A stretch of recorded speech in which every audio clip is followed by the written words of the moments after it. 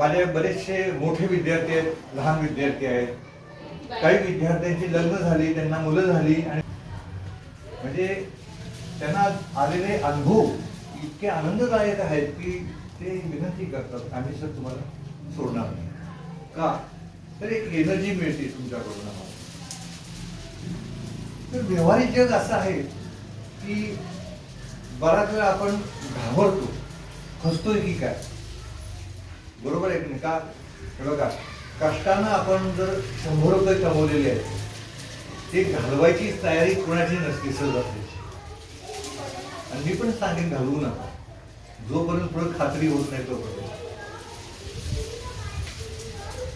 तर मार्ग शोधण्यासाठी त्याला शोध घ्यावा लागतो कधी कधी. मग मी तुम्हाला आत्ताच सांगितलं की पैसे तर हवे, कष्ट तर कमी झाले पाहिजे, मुलांची शिक्षण तर व्यवस्थित झाली पाहिजे, घर तर घ्यायचंय आपल्याला, वास्तू तर आपल्याला हवी आहे, कर्ज तर नको आहे. कसं मॅनेज करायचं संसारात सांगा ना मला. योगायोगानं काही मुलांच्या आईंची शिक्षण चांगली झालेली आहे. काही वेळा शिक्षण अर्धवट सोडून त्यांना विवाहाला सामोरं जावं लागले, लग्न झाले त्यांची, त्यांना मुलं आहेत.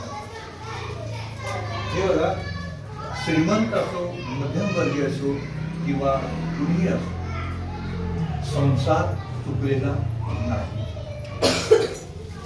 हा संसार आपल्याला जर हसत खेळ करायचा असेल, कसा हसत खेळ करायचा असेल आणि आपल्याला संसारामध्ये सगळ्या गरजा आपल्याला मनासारख्या जर भागवायच्या असतील, मिळवायच्या असतील, तर सुंदर आणि उत्तम मार्ग म्हणजे ध्यान साधना.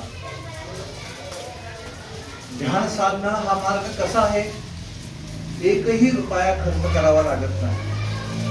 एकही. या टेबलच्या आकाराची बैठक तुमच्याकडे हवी. या टेबलच्या, मला वाटतं सर्वांच्याकडे असते. सगळ्यात ध्यान साधना करण्यासाठी घोंगडी, कांबळ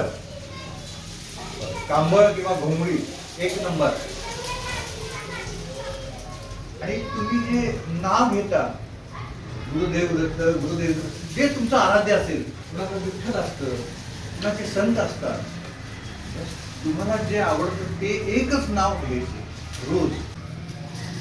आहारातला बदल ठीक आहे, नामस्मरण मधला जो बदल असतो ना, त्यामुळे आपल्याला यश मिळतं.